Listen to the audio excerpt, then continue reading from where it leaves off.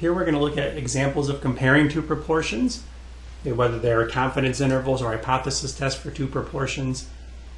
I'm not going to go through every single detail of these. It's more just practice for you, and I'll show you the answers as we go. I will also point out a few things here and there, but I'm trying to keep this rather brief. Okay, so you remember that the formulas we've used in the past for looking at two proportions. For confidence intervals, it was this one here. And for your test statistic for two proportions, it was down here. Okay, so make sure you have those handy from a previous video. And example 1, I'll let you read that. They want you to construct a 95% confidence interval for the difference in proportions. So when you read that, you need to recognize confidence interval for difference in proportions means you're using this formula down here. Okay, so that's one thing you have to get good at. Okay, so you can pause the video if you need to, but I'm going to go on and show the answer.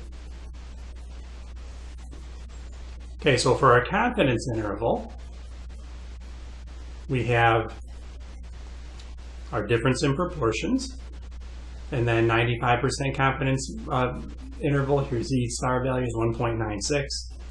And then you go through and substitute your P hat and Q hats into your equation. Okay, and then when you end up with your margin of error, you get about 0.0597. So make sure you can actually do that calculation. And then your confidence interval, negative 0.2020, is less than that difference between the males and females, is less than negative 0.0826. Okay, so in part B, what is that confidence interval telling us?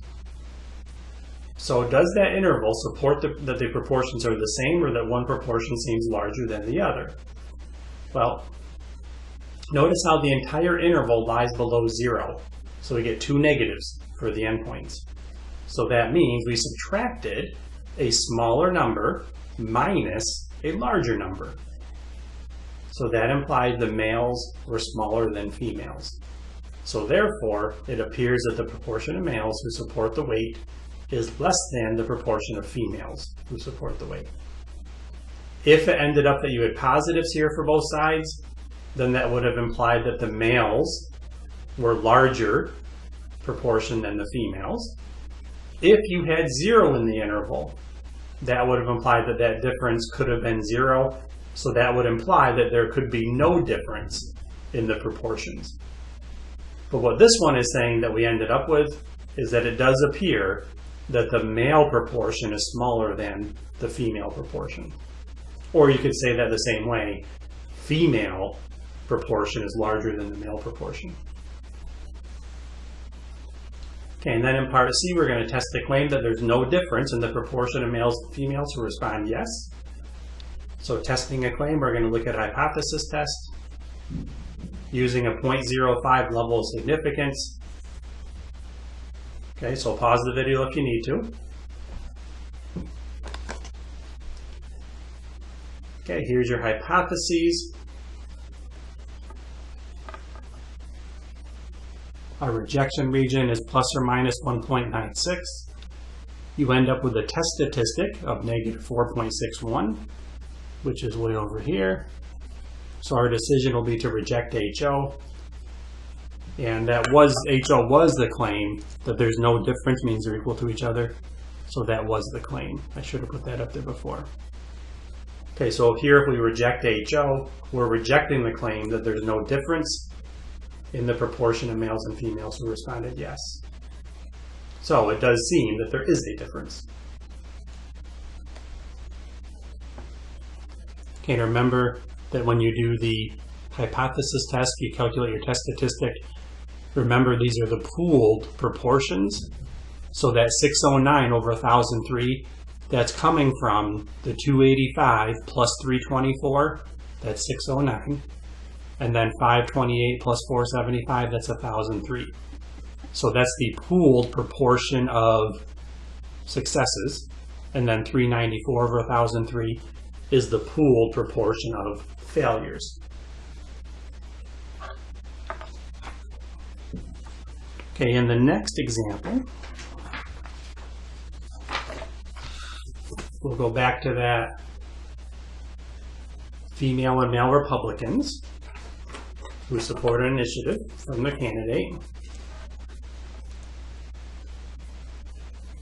And I just do this example so you can see another way that data can be presented to you. So test whether there's a difference in the proportion of male and female Republicans who say no. Well, the proportion of male Republicans who say no is 50 out of 150. And then the females were 60 out of the total females is 135. So 52 plus 60 plus 23, that's 135. Okay, so there's the male proportion minus the female proportion. Okay, and your null hypotheses were that the proportion of males equals the proportion of females. That's a little f there. And then the alternative was that they are not equal. The proportions are not equal. Okay, so that was the claim that they're not equal. There is a difference, means they're not equal. With a 0.10 level significance, that's plus or minus 1.645. And remember, that's just coming from looking at either your Z or T table. The easiest one is looking at your T table. At the very bottom, if there's a 0.10 level of significance, you have that in the two tails total. So 0.10 in two tails. If you scroll all the way down in that column, that gives you the 1.645 for the Z value. Okay, so that's where those are coming from. Okay, and then when you calculate your test statistic, again, the 110 out of 285, that's the 50 plus 60. So there's 110 no's. Okay, now I say success, but in this case, the success is if they said no. So that's a success, 110 out of 285, and failures was 175 out of 285. Those are your pooled proportions. And you end up with a Z test statistic of negative 1.92, which is to the left of negative 1.645. So we reject HO, which means we can support the claim that there is a difference in the proportion of males and females who said no. Okay, and then part B, is the proportion of male Republicans who support the initiative larger than the proportion of female Republicans who support the initiative? So is the male proportion larger than female? Okay, so there's your hypotheses. Now we're a one-tailed test because we're just greater than. So that's a Z value of 2.33 that is 0.01 to its right. So there's your rejection region for HO. Calculate your test statistic.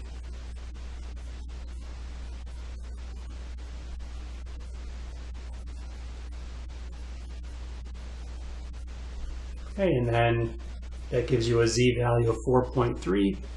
So that test statistic is out here in the rejection region. So you reject HO, which means if HO is no good, you can support the alternative, which happens to be the claim.